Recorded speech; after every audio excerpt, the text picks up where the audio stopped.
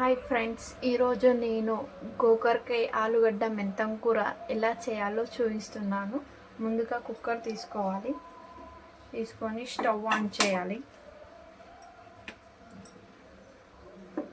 ఇందులోకి కాస్తంత ఆయిల్, దీంతో 3 కప్స్ ఆయిల్ పోసుకోవాలి.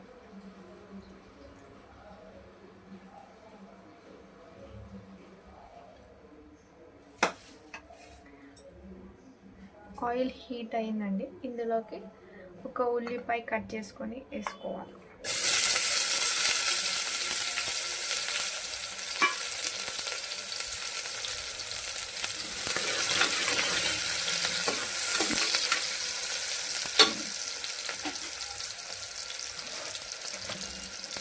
ఇందులోకి కాస్తంత సాల్ట్, ఇలా ఒకసారి కలిపేసుకోవాలి. ఇది కొంచెం ఉల్లిగడ్డ రెడ్ అయినాక ఇందులోకి మెంతం కూర, పచ్చిమిర్చి, కొత్తిమీర, కరివేపాకు అన్నీ ఇందులో కట్ చేసి పెట్టుకున్నానండి. ఇవి ఇందులో వేసేసి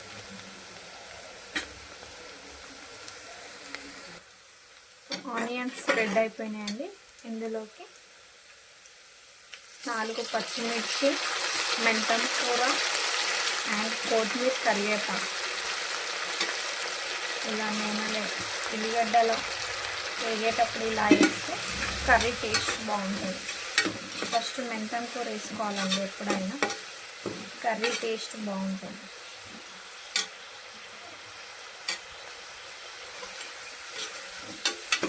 కూర ఉడికిపోయిందండి. ఇందులోకి 1/2 స్పూన్ పసుపు వేసుకోవాలి,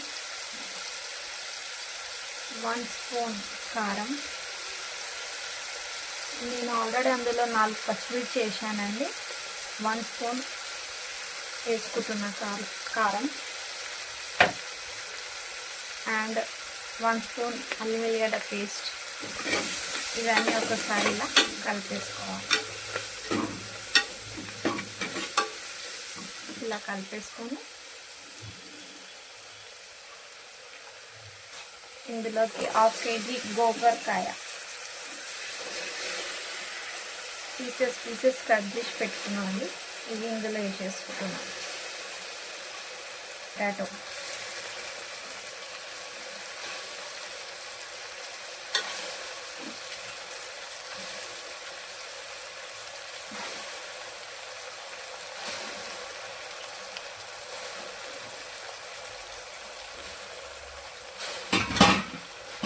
ఇప్పుడు ఇవన్నీ ఒకసారి ఇలా కలిపేసుకోవాలి.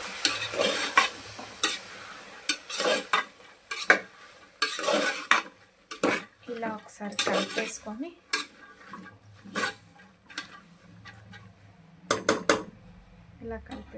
ఒక 5 మినిట్స్ మగ్గనిద్దాం.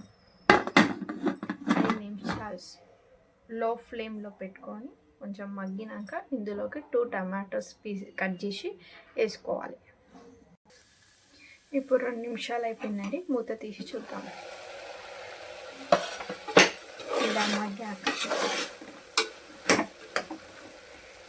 ఇందులోకి 2 టమాటాలు కట్ చేసి పెట్టుకున్నాను.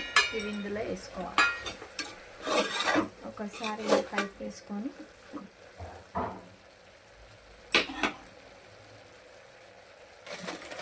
ఇంతకుముందు కొద్దిగా సాల్ట్ వేసాను అండి ఉల్లిగడ్డ వేగేటప్పుడు. ఇప్పుడు కొద్దిగా వేసుకోవాలి. ఇప్పుడు ఇందులో కొద్ది సాల్ట్ వేసుకున్నాం కానీ కొన్ని వాటర్ పోసుకోవాలి, ఎందుకంటే మాడకుండా ఉండడానికి సరిపోతుంది. ఇలా ఒకసారి కలిపేసుకొని మనము మూత పెట్టేసుకోవాలి. ఇది ఒక 4 విజిల్స్ వచ్చేదాకా పెట్టుకోవాలి. లో ఫ్లేమ్లోనే పెట్టుకోవాలండి, మాడిపోతుంది.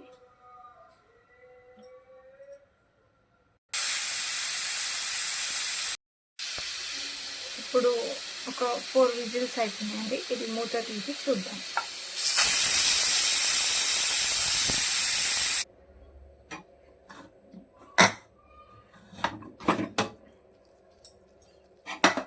కర్రీ రెడీ అయిపోయిందండి. గోకరకాయవి మంచిగా ఉడికిపోయింది. ఇది రోటీస్కి అండ్ అన్నంలోకి చాలా బాగుంటుందండి కర్రీ. మొత్తానికి గోకరకాయ మెంతం కూర టమాటా కర్రీ రెడీ అయిపోయిందండి. మీరు టేస్ట్ చేసి